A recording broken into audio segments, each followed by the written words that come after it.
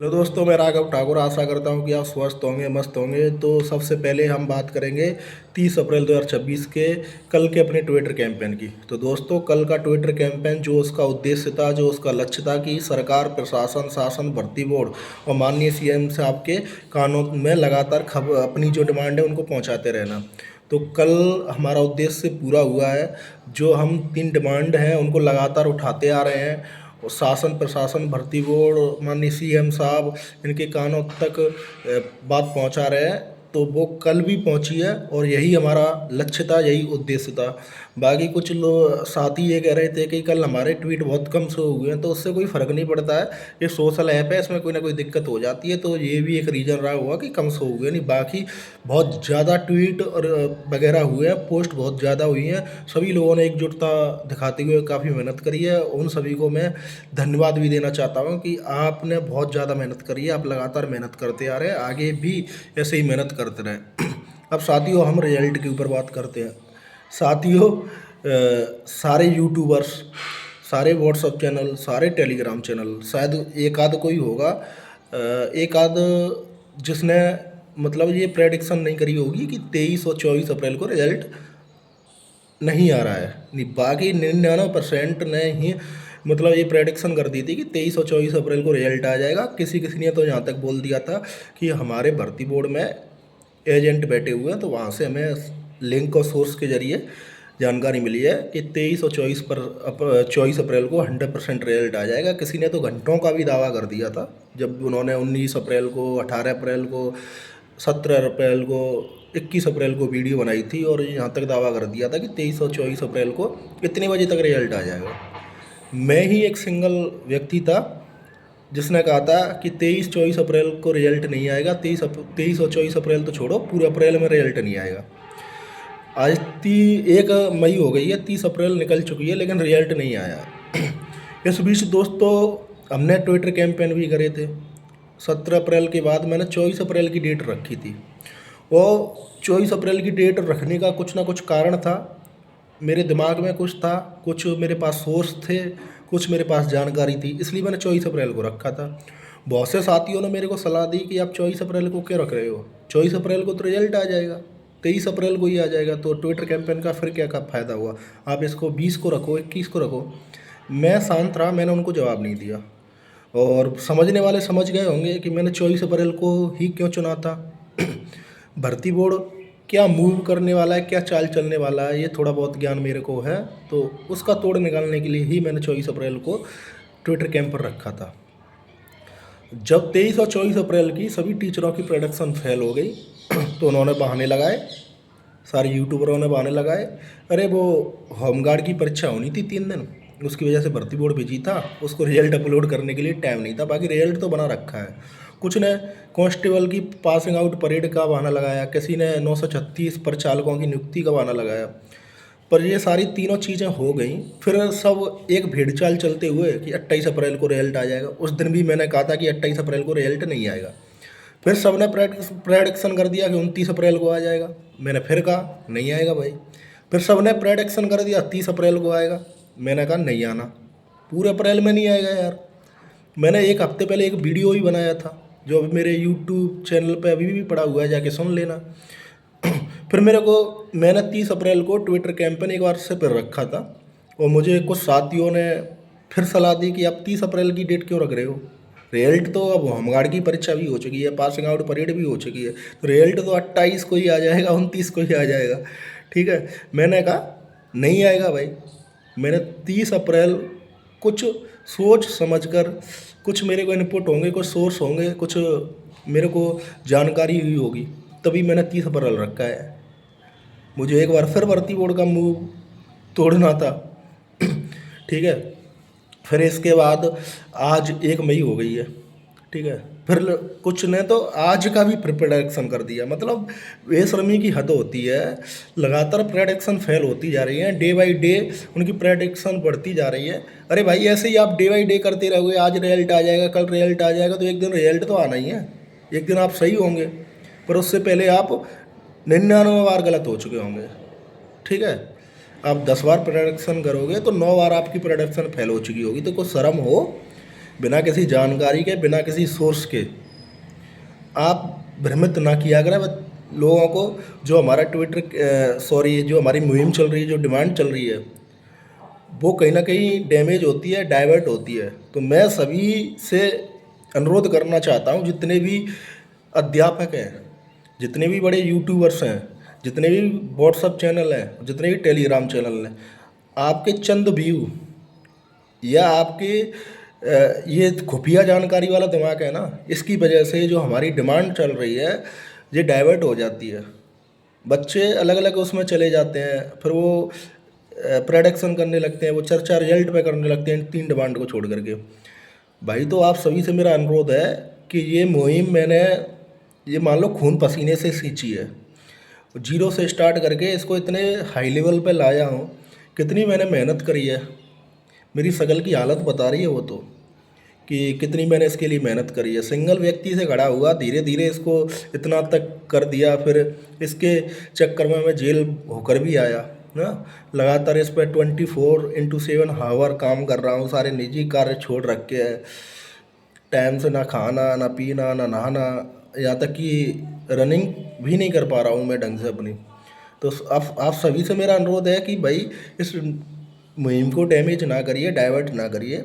आपको जानकारी हो ऑन तो ठीक ठीक है, विशेष जानकारी हो तभी आप साझा करिए, नहीं अन्यथा आप रिजल्ट पे बात करने के हकदार नहीं है। क्यों नहीं है? क्योंकि आप यार 4-5 बार फेल हो चुके हो, आपकी प्रेडिक्शन फेल हो चुकी है। तो शर्म हो तो प्रेडिक्शन करना बंद कर दो। मैंने पिछली वीडियो में, पिछले हफ्ते जो वीडियो बनाई थी उसमें ही बता दिया था कि रिजल्ट पूरे अप्रैल में नहीं आएगा। रिजल्ट आने की संभावना है मई के फर्स्ट हफ्ते में, वो भी मई अंतिम दिनों में। अंतिम दिन का मतलब समझते हो? हफ्ते में 7 दिन होते हैं, तो अंतिम दिन होते हैं 5वां, 6वां, 7वां। ठीक है, तो आप समझ चुके होंगे। और ये भी बताया था मैंने पिछली वीडियो में कि मई के फर्स्ट हफ्ते में भी रिजल्ट तभी आएगा जब हमारी जो 3 डिमांड चल रही है इस पर शासन, सरकार और माननीय सीएम साहब कोई संज्ञान नहीं लेंगे, एक भी डिमांड नहीं मानेंगे, तब आपका रिजल्ट मई के फर्स्ट हफ्ते में आएगा। इनमें से तीनों डिमांड मान ली गई तो पूरे महीने में रिजल्ट नहीं आएगा। मैं बता दे रहा हूँ, मैंने पिछले हफ्ते की वीडियो में बताया था कि पूरे महीने में रिजल्ट नहीं आएगा अगर तीनों डिमांड मान ली गई। अगर इन्होंने केवल स्कोर कार्ड की डिमांड मानी तो मैंने पिछले हफ्ते की वीडियो में भी कहा था कि 15 मई के बाद ही रिजल्ट आएगा फिर, क्योंकि 10,77,000 परीक्षार्थियों के स्कोर कार्ड बनाना कोई घंटों या 2 दिन का काम नहीं है। इसके लिए हफ्ते 2 हफ्ते लगते हैं। जब स्कोर कार्ड के साथ ये रिजल्ट जारी करेंगे, 10,77,000 परीक्षार्थियों का स्कोर कार्ड, ठीक है, और उनकी लिस्ट, तो भाई साहब आपको पता है, इतने तो समझदार हैं, इतने मैच्योर हैं, तो टाइम लगेगा। तो फिर 15 मई के बाद ही रिजल्ट आएगा। अब इन्होंने वैकेंसी इंक्रीज की भी बात मान ली, तो आप इतने भी समझदार हैं कि चीज़ें बदलती हैं, कुछ रूल एंड रेगुलेशन बदलते हैं, फिर उनके लिए कुछ फॉर्मेलिटीज़ होती हैं, है ना, तो उसमें भी टाइम लगता है। फिर वो रिजल्ट 4,500 की जगह 6,500 लोगों का रिजल्ट जो शॉर्ट लिस्ट करेंगे डीवी के लिए, वो सारी चीज़ें होंगी, तो उसमें भी यार हफ्ते 2 हफ्ते ख़राब होंगे। तो ये पूरे मई में रिजल्ट नहीं आएगा, मई के लास्ट में या जून के फर्स्ट में आएगा, ठीक है। और रही बात डिमांड की, तो डिमांड का अच्छा खासा प्रेशर है भाई, तभी आपका रिजल्ट कहीं ना कहीं बाधित हो रहा है, कहीं ना कहीं रुक रहा है। रिजल्ट का अच्छा खासा का असर है, ठीक है, रिजल्ट के ऊपर इसका डिमांड का, इन पर कहीं ना कहीं चर्चा चल रही है और भर्ती बोर्ड को भी पता है। और एक बार मैं फिर उसको बता देना चाहता हूँ कि आप रिजल्ट के साथ स्कोर कार्ड नहीं देते हो, उससे पहले इतना आपके ऊपर दबाव बन चुका है, इतने सारे लाखों परीक्षार्थी डिमांड कर रहे हैं स्कोर कार्ड की, रैंक लिस्ट की, वेटिंग लिस्ट की, इतने जनप्रतिनिधियों जिनके आपके बिना सरकार चल जाएगी, पर जनप्रतिनिधियों के बिना सरकार नहीं चलती है। जो स्पीड पोस्ट दी है हमने सीएम साहब के लिए 2 से 2,500, ठीक है, उसका कुछ तो इफेक्ट है। तो आप बिना स्कोर कार्ड के रिजल्ट जारी करोगे, तो अभी तो इतना लोग प्रयास कर रहे हैं, इतनी कोशिश कर रहे हैं, जब एक बार आप बिना रिजल्ट के जारी कर दोगे तो फिर लोग, जब उनको सीधे सीधे मनाही हो जाएगी एक तरफ से। अभी तो चलो ठीक है, लोग 2 धड़ों में बटे हैं कि चलो इस बार इतना दबाव है तो भर्ती बोर्ड दे देगा, लेकिन आप नहीं दोगे सीधा डायरेक्टली, वो तो मनाही हो जाएगी, तो फिर लोग और ज़्यादा कोशिशें करेंगे, ज़्यादा संख्या में जनप्रतिनिधियों के पास जाएंगे, सीएम साहब के पास जाएंगे, और फिर हाई कोर्ट का भी रास्ता है। तो आप चाहते हो कि ये भर्ती फंसे ना, लटके ना, तो आप से विशेष अनुरोध है कि आप रिजल्ट के साथ ही स्कोर कार्ड दे दें, ठीक है। और दूसरी चीज़ ये है कि 2000 वैकेंसी इंक्रीज के लिए भी शासन स्तर पर मेरे को ऐसी कुछ जानकारियाँ मिली हैं कि शासन स्तर पर लगातार चर्चाएं चल रही हैं। बहुत से लोग ये कहते हैं कि हमने इतनी ट्विटर कैंपेन कर ली है, ठीक है, और दूसरी चीज़ मीडिया में सोच कर लिए, इतने स्पीड पोस्ट कर लिए, इतने जनप्रतिनिधियों के पास चले गए। तो भाई साहब जनप्रतिनिधियों के पास चले गए, अच्छी बात है, मुझे भी बताया कि सारी कोशिशें कर ली, पर आपने रियल में कितनी कोशिशें करी? अभी कितने दिन हुए आपको कुछ मांगते हुए? ये 15 मार्च के बाद मैंने स्टार्ट इसको कर दिया, 30 अप्रैल तक तो ऐसे ही 30 मार्च तक 15 दिन तो ऐसे ही चलता रहा, मैं अपने अकेले स्तर पे प्रयास करता रहा। फिर मैंने 30 मार्च के बाद लोगों को जोड़ा, ठीक है, 30 मार्च तक मैंने जोड़ा, फिर 2 अप्रैल से मैंने ज्ञापन कार्यक्रम स्टार्ट करवाया, स्पीड पोस्ट भी करवाए। तो 2 अप्रैल से लेके 10 अप्रैल को मैं लखनऊ पहुंच चुका था। तो 2 अप्रैल से 10 अप्रैल के बीच में मुश्किल से 5, 7, 8 ही ज्ञापन दिए जा पाए थे, और 50, 40, 100 स्पीड पोस्ट हो पाई थी। फिर मैं 10 अप्रैल को मैंने जाके कई मंत्रियों से मिला, माननीय रक्षा मंत्री राजनाथ सिंह के PRO जी से मिला, मैं उनको ज्ञापन दिया, कुछ और विधायकों को दिया, तब ये संख्या एकदम से डबल हो गई। फिर मेरे को अगले दिन गिरफ्तार कर लिया गया, गिरफ्तार करके जेल भेज दिया गया। फिर मैं जेल से छूट के आया, वहाँ से चीज़ें हाईलाइट हुई और इस मुहिम को तेज़ी मिली, जोर मिला, ठीक है, एकदम से वहाँ से हाईलाइट हो गई। फिर मैं वापस आके फिर मैं इलाहाबाद भी गया था, डबल एनर्जी से काम किया। फिर ये एक हफ्ता था ना मेरे जेल से बाहर निकलने के बाद का, उस एक हफ्ते में ज्ञापन इतने तेज़ी से बढ़े कि एक एक दिन में 8-8, 10-10 ज्ञापन दिए गए, ठीक है। तो ये 13 अप्रैल के बाद की बात है, तो आज 1 मई है, तो 13 अप्रैल से 1 मई के बीच में कितने दिन होते हैं? 17-18 दिन। तो आपने अभी 17-18 दिन रियल मेहनत करी है, तो 17-18 दिन में कोई गवर्नमेंट शासन थोड़ी मान लेगा, क्योंकि इन 17-18 दिन में बाबा जी फ्री तो रहे नहीं हैं। वो बंगाल चुनाव में भी बिजी थे, लखनऊ में बहुत कम बैठे, पासिंग आउट परेड कार्यक्रम में भाग लिया उन्होंने, प्रचालकों को नियुक्ति पत्र में भाग लिया, तो उनके पास इतना समय नहीं था। और जो हमारे जनप्रतिनिधि थे जिनको हमारे द्वारा ज्ञापन दिया गया था, वो मिल कहाँ पाए थे बाबा जी से? जो शुरुआत में उन्होंने मिल, तो वो खैर 8-10 अप्रैल से ही रहे बाबा जी, पर उनमें से केवल एक ही हमारे जनप्रतिनिधि थे, जेवर वाले विधायक ठाकुर धीरेन्द्र सिंह, वही केवल मिले थे। बाकी जो अन्य जनप्रतिनिधि मिले थे उनमें से किसी को हमने ज्ञापन नहीं दिया था। तो उन्होंने भी मतलब सही रिएक्ट दिया था जब हमने उनसे पूछा था ट्विटर पे, और योगेंद्र सोलंकी ने उनको टैग करते हुए, तो उन्होंने उनको जो रिप्लाई दिया था कि आप घबराए मत, सारी चीज़ें सही हैं। फिर एक हमारा उद्धव है कानपुर वाला, उसने इंस्टाग्राम पे उनको मैसेज किया, तो रिप्लाई आया कि सब बढ़िया है, आप टेंशन ना लीजिए। लेकिन मैं धीरेन्द्र सिंह ठाकुर जी के जो एफर्ट है, हाँ, हालांकि उन्होंने बात करी होगी, मैं नहीं ये कहता कि नहीं बात करी होगी, पर शायद उनकी बातों को सरकार ने नहीं माना है। नहीं, वो तो 15 दिन पहले मिल लिए थे, अगर माना होता तो अब तक कुछ ना कुछ रिप्लाई आ गया था। लेकिन सबसे पॉजिटिव चीज़ कल हुई है हमारे साथ, जो डॉक्टर धर्मपाल सिंह है, एतमादपुर आगरा विधानसभा क्षेत्र के विधायक, उनको 2 बार ज्ञापन दिया गया था। एक बार कुछ लड़कों ने उनको रोड पे चलते हुए रोक करके ज्ञापन दिया था, फिर उसके बाद एक सूरज उपाध्याय और मनीष उपाध्याय आगरा के भाई है, उन्होंने उनके आवास पे जाकर ज्ञापन दिया था। उन्होंने मुझे भी कॉल पे बात कराई थी। डॉक्टर धर्मपाल जी ने मेरी बातों को सुनते हुए बड़ा इंटरेस्ट दिखाया, और इंटरेस्ट बढ़ा तो उन्होंने फिर मेरे को एक एक पॉइंट पे डिस्कस किया। 8 से 10 मिनट की बात हुई थी, मैंने उनको पूरा क्लियरली एक एक पॉइंट पे सारा चीज़ समझा दी थी। तो उन्होंने स्पेशली मेरे को आश्वस्त किया था व्हाट्सएप कॉल पे, और सूरज उपाध्याय को भी उन्होंने बोला था कि मैं स्पेशली UPSI के लिए बाबा जी से मिलने जा रहा हूँ अगले 2-3 दिनों में।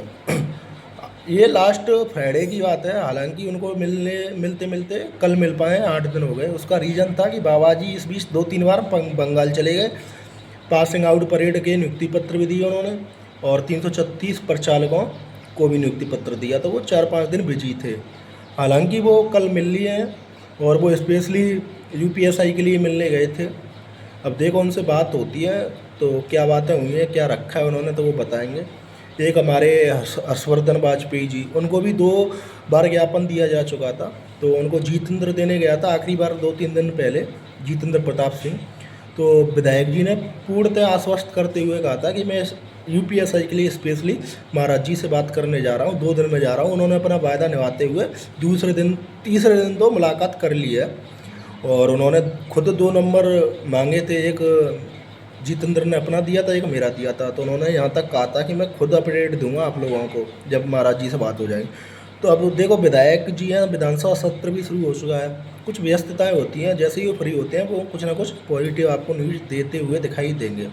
एक प्रवीण पटेल जी थे, एक देवेंद्र राजपूत, 8 आकाशगंज वाले विधायक, उनको भी ज्ञापन दिया था, तो ये भी कल मिले हैं। ठीक है। और आपके डॉक्टर राजकुमार सांगवान बागपत वाले सांसद जी हैं आरएलडी पार्टी के, उनको कल्पना लड़की है बागपत की, उसने जाके ज्ञापन दिया था, उन्होंने लेटर भेज दिया था योगी जी के लिए और फेसबुक पर उन्होंने पोस्ट शेयर करती है, ये जानकारी भी दी थी। लेकिन कल्पना ने उसके पीआरओ के साहब हैं, उनसे लगातार संपर्क अभी भी बनाए हुए हैं और लगातार दबाव दे रही है कि लेटर भेज दिया, बहुत अच्छी बात है, लेकिन आप एक बार फिजिकली महाराज जी से जाके मिलें और हमारी बात रखें।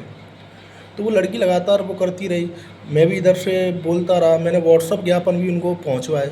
तो आखिरकार डॉक्टर राजकुमार सांगवान जी और महाराज जी से मिल ली है। तो ऐसा नहीं कि उन्होंने बहुत सारे मुद्दों के लिए मिलता है जनप्रतिनिधि, ऐसा नहीं है स्पेशली यूपीएसआई के लिए मिले, पर फिर भी उन्होंने ज़रूर कुछ ना कुछ बात रखी होगी। पर मुझे सबसे ज़्यादा उम्मीद हर्षवर्धन वाजपेयी जी और डॉक्टर धर्मपाल सिंह जी की मुलाकात से है, क्योंकि ये खुद कह के गए थे कि हम स्पेशली यूपीएसआई के लिए मिलने वाले हैं। हर्षवर्धन वाजपेयी और डॉक्टर धर्मपाल जी का जो एज रिलैक्सेशन जितने भी मिले हैं उन सब में बहुत तगड़ा प्रयास रहा है। इन्होंने पर्सनली तौर पर जिम्मेदारी लेते हुए और एज रिलैक्सेशन की जो तरीके से मांगें रखी थी, इसमें डॉक्टर धीरेन्द्र सिंह ठाकुर थे, संजय शर्मा थे, अनूप शहर बुलंदशहर के विधायक, मंजू सुभाष थी, श्रीमती मंजू सुभाष मोदी नगर गाजियाबाद की, डॉक्टर धर्मपाल एतमादपुर आगरा, हर्षवर्धन वाजपेयी प्रयागराज से। तो ऐसे तमाम कुछ चुनिंदा विधायकगण थे जिन्होंने पिछले 3 साल से एज रिलैक्सेशन के लिए बहुत अच्छा काम किया है। तो हर्षवर्धन वाजपेयी और डॉक्टर धर्मपाल सिंह जी, इन दोनों पर मेरे को पूर्णतः भरोसा है कि ये स्पेशली यूपीएसआई के लिए मिले हैं और आप सबके लिए पॉजिटिव ही कुछ निकल के आने वाला है। तो आप इस मुहिम में सबसे इम्पोर्टेंट चीज़ मेरे लिए ट्विटर कैंपेन तो एक एक्टिवनेस बनाए रखने के लिए और सरकार तक ये मैसेज पहुँचाने रहने के लिए कि हाँ हम एक्टिव हैं और लगातार इस मुहिम को मांग रहे हैं, चला रहे हैं। तो ये फील ना हो पाए गवर्नमेंट शासन को, भर्ती बोर्ड को, कि ये एक्टिवनेस इनकी ख़त्म हो गई है और ये एकजुट नहीं है। तो ये दबाव बनाने के लिए ट्विटर का वो है, मैसेज पहुंचाते रहने के लिए। बाकी सबसे इसमें मेन चीज़ स्पीड पोस्ट और जनप्रतिनिधियों को ज्ञापन है, वो लोग आप लगातार करते रहिए, क्योंकि सरकार जनप्रतिनिधियों से ही चलती है और जनप्रतिनिधि बहुत इम्पोर्टेंट हैं, उनके बिना सरकार चल नहीं सकती है। और जनप्रतिनिधियों के माननीय सीएम साहब नहीं सुनेंगे, इलेक्शन से पहले का टाइम है, और जनप्रतिनिधियों की नहीं सुना जाएगा ना, तो जनप्रतिनिधि सरकार को छोड़ के चले जाएंगे, दूसरे दलों में चले जाएंगे। आप समझते हो यार, ये बात है मेरे को करनी नहीं चाहिए, लेकिन थोड़ी सी मैंने कि आपको समझाने के उद्देश्य से थोड़ा बता दिया है। तो जनप्रतिनिधियों को ज्ञापन बहुत ज़्यादा इम्पोर्टेंट है, वो लगातार आपकी बात को सरकार तक पहुंचा रहे हैं, उनमें से कुछ मिल भी रहे हैं, जो नहीं मिल रहे हैं वो कम से कम लेटर तो पहुंचा ही रहे हैं ना। और बहुत से कहते हैं कि नहीं काम कर रहे हैं, तो यार अब तक कम से कम 20 लेटर तो मैं खुद ट्विटर आईडी से अपलोड कर चुका उनके, और मेरे व्हाट्सअप चैनल पर ही पड़े हुए हैं। आप अकाउंट को फॉलो करिए और जाके वहाँ देखिए कि जनप्रतिनिधियों ने लेटर दिए कि नहीं दिए बाबा जी को, और उसमें से बहुत सारे मिले भी हैं यार। तो आप पॉजिटिव रहिए, और जो लगातार जो जिन जिन क्षेत्रों में जिन जिन विधायकों को ज्ञापन नहीं दिया गया है, तो वहाँ जाकर आप व्यक्तिगत तौर पर उनसे संपर्क करें, समय लें और उनको ज्ञापन दें, क्योंकि आपको पता है कि महाराज जी लगातार विधायकों से, सांसदों से, जितने भी जनप्रतिनिधि हैं उनसे मिल रहे हैं। बाबाजी भी फ्री हो गए क्योंकि बंगाल चुनाव हो चुका है। पासिंग आउट परेड, नियुक्ति पत्र, सारे कार्यक्रम खत्म हो चुके हैं।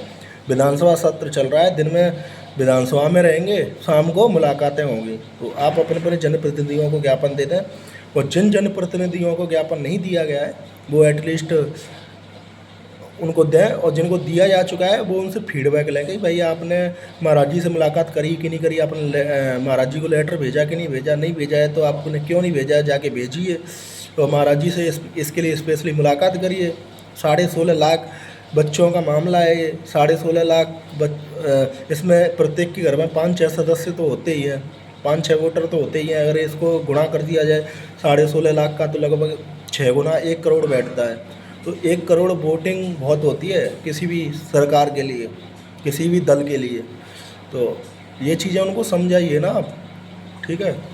और बाकी विधानसभा सत्र भी शुरू हो चुका है, तो जो विपक्ष वाले हैं उनको काफ़ी विधायकों को हमने दिया था, उनके प्रदेश अध्यक्ष को भी दे दिया था, उनके प्रवक्ताओं को भी दे दिया था, ठीक है।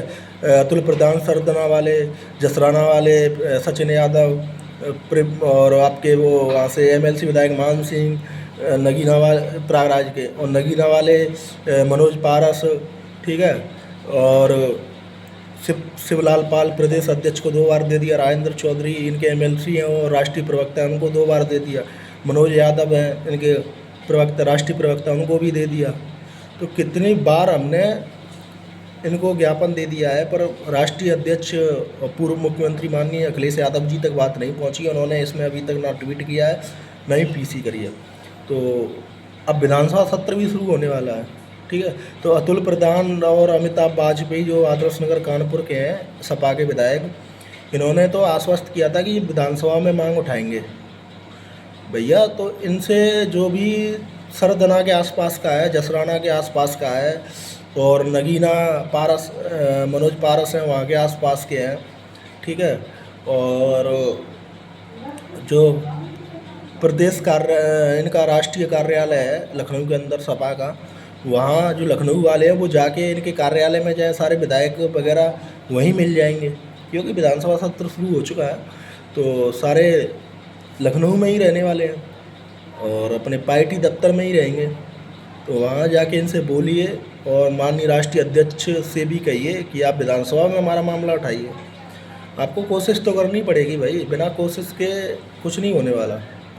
तो वीडियो काफ़ी लंबी खिंच चुकी है, और अगले ट्विटर कैंपेन की मैं फिर डेट दे दूँगा, और मैं कुछ अपने सोच समझ करके कि मुझे किस डे को रखना है, और जिससे जो आगे वाला है उसके मूव तो काटने हैं मेरे को ना, तो उसकी वजह से किस डेट को रखना है, कुछ अपने सोर्स और इनपुट जानकारी के हिसाब से मैं रख दूँगा। आप लगातार एक्टिव रहिए, हार मानने की ज़रूरत नहीं है। वैसे हमारी तीनों डिमांड पूरी होंगी, और रिजल्ट से इसको कोई इफेक्ट नहीं पड़ेगा। मान के चलो इन्होंने वैकेंसी इंक्रीज नहीं करी, कोई भी डिमांड नहीं मानी, तो फिर भी हम रिजल्ट के बाद भी score card, rank list, waiting list, इन 2 चीज़ों के लिए तो लड़ ही सकते हैं ना। लड़ाई ख़त्म थोड़ी हो जाएगी। चलो ठीक है, 2000 वैकेंसी इंक्रीज के लिए थोड़ी ठंडी पड़ जाएगी, लेकिन स्कोर कार्ड, रैंक लिस्ट और वेटिंग लिस्ट वो तो चलती रहेगी ना। वेटिंग लिस्ट से भी 400-500 सीटें खाली चली जाती है, तो 500 सीटों का फिर भी फ़ायदा होगा, 500 बच्चों को फिर भी फ़ायदा होगा। तो हमें ये लड़ाई जारी रखनी है कंटिन्यूस। ऐसा कुछ नहीं है कि रिजल्ट के बाद वैकेंसी नहीं बढ़ती हैं, एसएससी में बढ़ जाती हैं, पर एसएससी एक अलग विषय है, वहाँ पर कम भी हो जाती हैं। बढ़ तो जाती हैं लेकिन कम भी हो जाती है, पर लेकिन हम उसको पॉजिटिव में ही लेंगे ना, नेगेटिव में क्यों लें। हम तो बढ़ना देखेंगे, घटना थोड़ी देखेंगे। अभी देखो राजस्थान में L1 अध्यापक, उसके 2000 पद बढ़ गए हैं, जबकि एग्ज़ाम हो चुका है। अब संशोधित विज्ञप्ति आएगी भाई, उसमें 2000 पद बढ़ के आ जाएंगे, तभी रिजल्ट निकलेगा। तो यार हर स्टेट में, हर सेंटर में सारी चीज़ें होती हैं, तो उत्तर प्रदेश में क्यों नहीं हो सकती हैं। अदर स्टेट में इसलिए हो जाती है कि वहाँ के बच्चे एक्टिव होते हैं, मेहनत करते हैं, एकजुटता दिखाते हैं। यूपी में थोड़ी कम बच्चे एक्टिव रहते हैं, एकजुटता कम दिखाते हैं, क्योंकि वो नेगेटिव ज़्यादा होते हैं। वो पहले ही सोच लेते हैं, पहले ही हार मान लेते हैं कि ऐसा नहीं होगा, और वो दूसरों मतलब पब्लिकली भी बोल देते हैं कि ऐसा नहीं होगा। तो बच्चे क्या है, 2 फ्रेंड में बढ़ जाते हैं जो नेगेटिव होते हैं। तो आप पॉजिटिव रहिए, लगातार एक्टिवनेस दिखाते रहिए। जो मैं दिशा निर्देश दे रहा हूँ उनकी पालना करते रहिए, क्योंकि भाई मेरे को बहुत अच्छा खासा आइडिया है, बहुत अच्छी मेहनत कर रहा हूँ, तो कुछ ना कुछ अच्छा ही मिलेगा। जय हिंद, जय भारत।